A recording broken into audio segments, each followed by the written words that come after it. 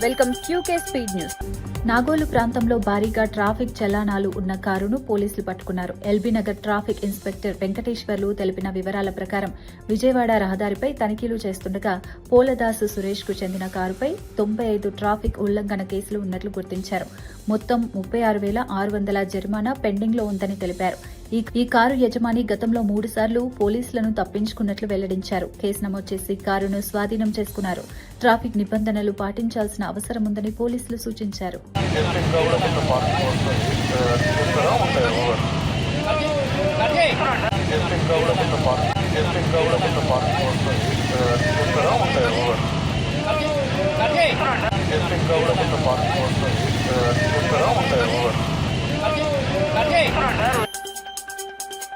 Balapur police station పరిధిలో యువకుడి హత్య సంచలనం సృష్టించింది.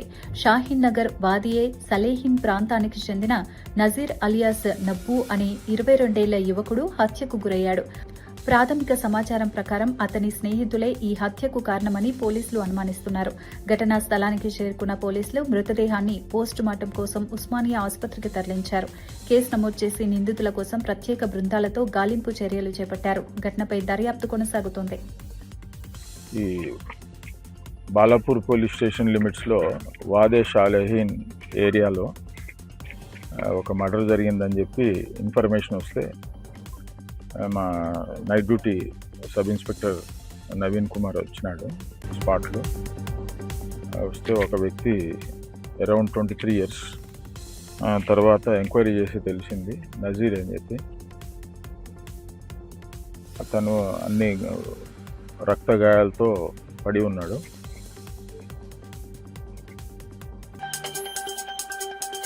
మహేశ్వరం పరిధిలోని బాలాపూర్ పోలీసులు అర్ధరాత్రి ప్రత్యేక తనిఖీలు చేపట్టారు. మిషన్ చబూత్రా ఆపరేషన్ లో భాగంగా ఈ తనిఖీలు నిర్వహించారు. ఎస్ఐలు ప్రసాద్, నవీన్ ఆధ్వర్యంలో 2 బృందాలు విధుల్లో గస్తీ నిర్వహించాయి. ప్రధాన కూడళ్లతో పాటు కాలనీల్లోనూ తనిఖీలు జరిపారు. అనవసరంగా రోడ్లపై తిరుగుతున్న యువకులను అదుపులోకి తీసుకుని విచారించారు. అసాంఘిక కార్యకలాపాలకు దూరంగా ఉండాలని హెచ్చరించారు. వివరాలు నమోదు చేసి మళ్లీ పట్టుబడితే కఠిన చర్యలు తీసుకుంటామని స్పష్టం చేశారు.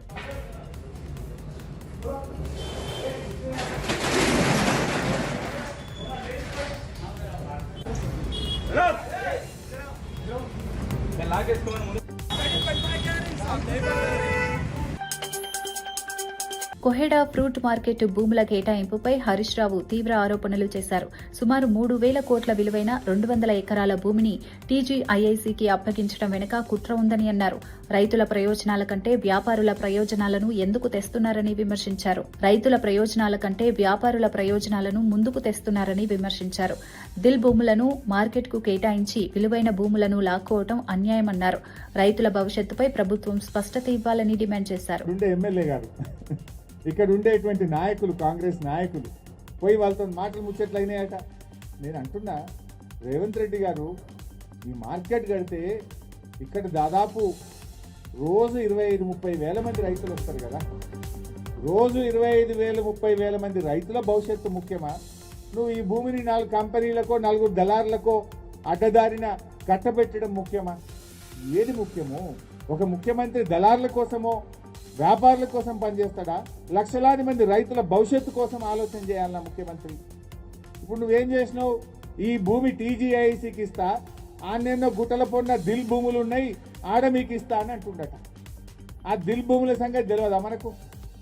ఆ దిల్ భూముల మీద ఆంధ్రప్రదేశ్ ప్రభుత్వం. ఏపీ రాజధాని అమరావతిపై సీఎం చంద్రబాబు కీలక వ్యాఖ్యలు చేశారు. అమరావతిని దేవతల రాజధానిగా అభివర్ణించారు. విశాఖ, అమరావతి, తిరుపతిని 3 మెగా నగరాలుగా అభివృద్ది చేస్తామని తెలిపారు. రాయలసీమను గ్రీన్ ఎనర్జీ, హార్టికల్చర్ హబ్ గా మార్చాలని ప్రణాళికలు రూపొందిస్తున్నామని పేర్కొన్నారు. సాగునీటి సంఘాలు, కాలువల పూడికతీత పనులు చేపట్టాలని సూచించారు. రాష్ట్ర అభివృద్దికి సమగ్ర ప్రణాళికతో ముందుకు సాగుతున్నామని తెలిపారు. ఇంకో పక్క పూర్వోదయాలు ఇస్తా అన్నారు, అవన్నీ కూడా తీసుకొస్తామని చెప్పి కూడా నేను మీకు తెలియజేస్తున్నా. ఇది ఒకటే కాదు, నేను ఒక విషయం మీ అందరికీ చెప్పాలి. ఒక పక్క నీరు రావాలి, వ్యవసాయం బాగుపడాలి, ఇంకో పక్క యువత ఇప్పుడే అశ్వత్ రెడ్డి గారు అస్సాం ఎన్నికల్లో పాకిస్తాన్ ప్రభావం ఉండే అవకాశం ఉందని సీఎం హిమంత బిశ్వ శర్మ పేర్కొన్నారు. కాంగ్రెస్ నేతలకు పాక్తో సంబంధాలున్నాయంటూ ఆరోపించారు. ముఖ్యంగా గౌరవ్ గొగోయ్పై ప్రశ్నలు లేవనెత్తారు. పాక్ సోషల్ మీడియా మద్దతు వెనుక నిజం బయటపెట్టాలని డిమాండ్ చేశారు. అయితే కాంగ్రెస్ ఈ ఆరోపణలను ఖండించింది. న్యాయస్థానాన్ని ఆశ్రయిస్తామని తెలిపింది. ఈ అంశం రాజకీయంగా ప్రాధాన్యం సంతరించింది. पाकिस्तान इन अजमान ये ग्रुप का नाम है ना, ये ग्रुप से ही पूरा सीज लिया गया है.